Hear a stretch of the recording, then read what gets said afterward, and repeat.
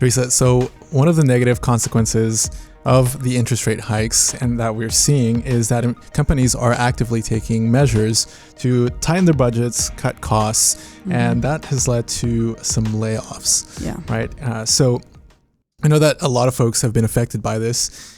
These companies' attempts to lower expenses, and one of the things that a fortunate few are able to take advantage of is severance packages, right? But what a lot of people don't take into account is that they don't really own all of that lump sum. Yeah. So when they're giving that dollar amount that they say, okay, this is going to be your severance package, it may feel like a lot of money, but there may be impacts to it that you're not planning for. So that's what we're going to cover today, is some things to plan for and to understand about that severance package.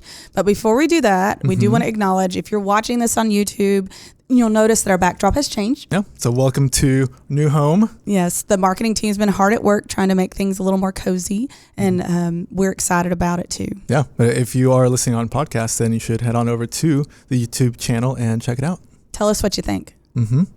So the first kind of thing that we like to talk about as we dive into this topic is the taxes, right? So the lump sum, essentially what ends up happening is that the whole amount gets added to your taxable income for the year. Yes. And if it's later in the year when that happens, then you've got basically almost your entire year's taxable income plus that. So that can be pretty impactful on your tax rate.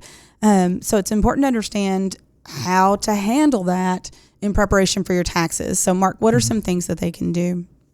Yeah. So basically what you want to end up doing is, just like with anything else, if you're, for example, taking, I think that the best example is if you were taking like a lump sum distribution from a retirement account, right? That income gets added to your taxable income for the year. So kind of like that, what I would recommend is looking into planning having a certain amount withheld or just set apart in a different account for those tax purposes. And they can code that on your payroll a couple of different ways when they give you those lump sums. They can code it as wages, which we just talked about. They can also code it as supplemental income, which has a different withholding setup. So that's another way. If you know your HR, if it's like a smaller company, you might talk to the HR manager about coding it that way so that it's treated a little differently. Yeah. And wages are typically taxed at your marginal income tax rate. Right, so this means that you could end up owing more. Whereas the supplemental wages are taxed just at a flat 20%. So there's something that could help you out there. But often your payroll provider, again, will withhold those taxes for you. And if you know that you're going to be separating, you can talk to them about maybe even increasing your tax withholding for that last check or making a larger lump sum contribution into your employer plan. So that's a couple of tips there, and we'll go into more detail there. But the key here is you've got a plan. You know, we're kind of big on planning here at Gen Wealth. If you know anything about us, right?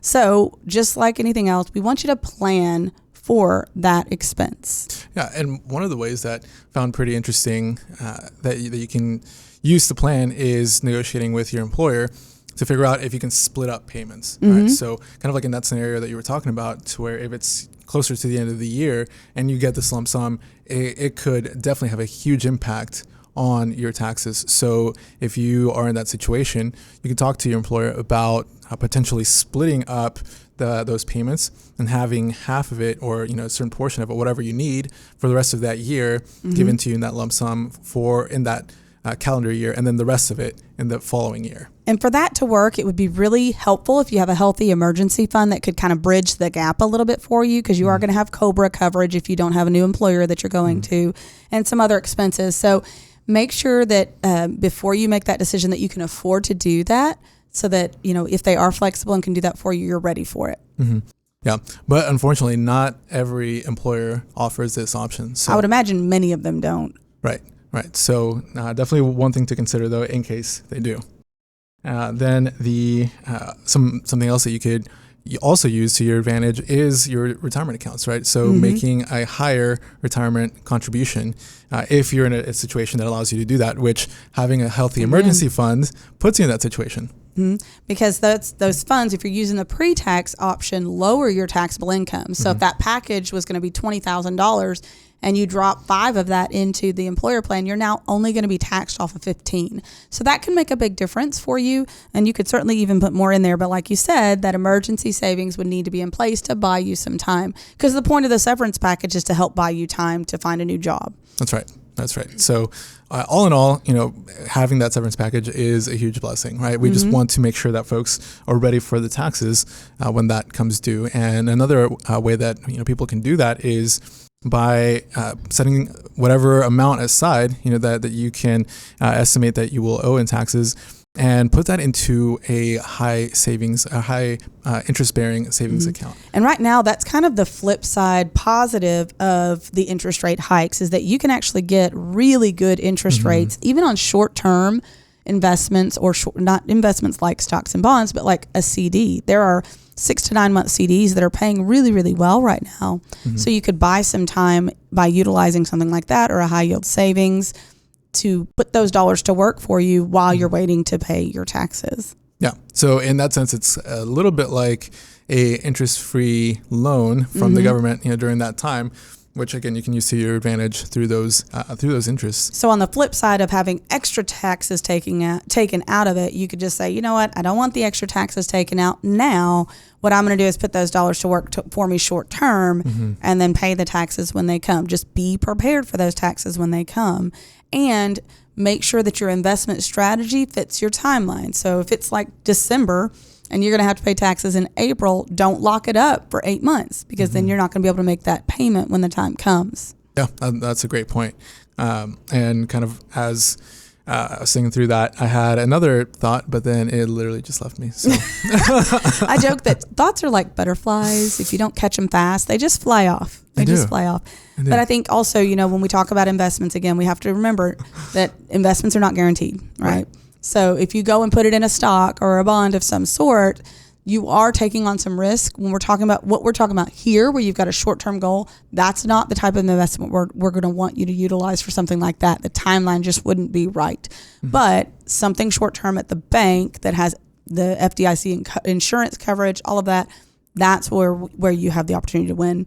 And did you think your thought? I did. Okay, let's hear it.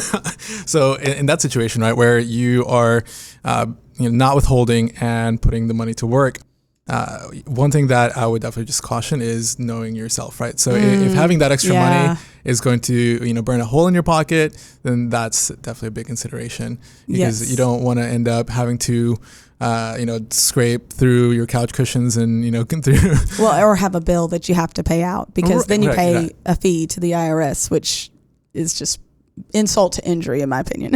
yeah, exactly. But that's a good point about knowing yourself too, is that in general, when you're going through a job change like this, you're going to be a little emotional.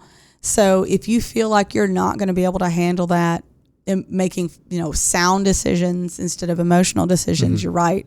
Go ahead and have the taxes withheld, have extra taxes withheld, and hopefully you get a refund instead when you get that tax bill done. Yeah. So I know we're talking a lot about, mainly severance packages, but there's a lot of people that don't get severance packages. So, kind of what other options, or how can people kind of get some help besides that? So if you have been laid off without cause or fired without cause, you do have the access to unemployment. Now, unemployment is not going to replace your wages, and it's not intended to be a long-term fix. So hopefully you still have some emergency funds set aside. But if you qualify for unemployment benefits, those can be taxable to you too. So just be mindful of that. But it can help buy some time for you. I know during COVID, my husband was laid off. There were some extra kickbacks you got because of COVID, thankfully, that helped us out a ton. But it was also quite the process to get approval. So I want to encourage you that if you know you're getting laid off, as soon as you get that last check, start that process. If you know that layoffs are happening in your company, buckle down and start saving hard over the next several weeks, because you don't know what's going to happen. I know you may feel like your position is really secure, but you just never know. So I'd encourage you to be proactive, plan ahead for those layoffs so that you've got the funds. And then as soon as you are ready and eligible, start that application process. In our case, it took a month and a half to get approval. They did back pay, but it did take a while. So thankfully we had emergency savings to buy time for our family in that situation. No, that's good. And the other part is that just like with severance packages, unemployment is also added to your taxable income for the year, which means, again, just another place where you have to make sure to have a plan. That way you've got the money to pay those taxes. And here's the kind of the catch is that the tax withholding is actually, it's voluntary. Yes. Right. So, Social Security benefits are like this too. A lot of people don't realize when you start Social Security or unemployment, they're not going to automatically tax it like your employer did. So, when you start your job, you fill out that W-4, you fill out the I-9, they determine how much in taxes needs to be withheld for you or estimate it with their software. They're not going to do that for you with the government because, everything with the government is super easy, right? They are not going to withhold it automatically. So if you want something withheld, you actually have to request that happen. Right. So, I think that's a pretty good way to kind of sum things up a little bit there. So I don't know about you, but if you're ready, I think we're good for our 2 cents. Yeah, I don't know how you feel about career changes. Like when my husband was laid off, it was a really challenging time for him. He went through a lot of, I think, emotional issues as far as just getting past the fact that he got laid off. I mean, it wasn't even his fault. It was COVID. He was the new guy. He'd done nothing wrong, which is likely the case for you, I hope. But it's still a challenging time emotionally. So I want to make sure that you know what your options are financially so that part of the equation is already taken care of. It's never a good time to lose your job, but if you do, having a plan for your finances can help you stay focused on the next step in your career. And that's what we really want for you. We want you to always have a plan for what lies ahead. And, if you or somebody that is possibly going through this experience, then, make sure to reach out to us. And one thing that Teresa said is that you certainly want to start bolstering those savings accounts and making sure that you've got, plenty of cushion in that to afford that gap in income as you figure out your next steps. So I want to acknowledge something that we're about to pass up because, we feel like the whole purpose of this show is educating you so you can build towards financial independence. So if you are out there and you're going, man, what can I do to get started? This show would be a great place for you to get started if you're not ready to meet with someone yet. This is our 98th episode. Now, not all of these are on YouTube. We're working on that. But we do have the podcast where you can go back and listen to just about any topic financially that you can think of. We probably have covered it at least twice. Oh, yeah. So I'd encourage you to take some time to educate yourself and start building your confidence towards that goal. And then once you've got that education, you could take those next steps. I always say education is a great first step if you don't know where to start. Right. Yeah, absolutely. And just like it says on our backdrop here, don't just hope for the best, right? We plan on it. And so another thing, we want to thank you for joining us today. And also, welcome to our new home here. We hope that, you enjoy it as much as we are. It's definitely something that the marketing team has been working hard on and something that we appreciate quite a bit. So thank you guys for all the work that you do. And so if you haven't already liked and subscribed, we'd encourage you to do that so you can catch all the future episodes. But thank you so much for joining us on Talking Sense today. Thanks for listening to Talking Sense. And if you like what you hear, make sure and subscribe to the podcast to get all the newest episodes.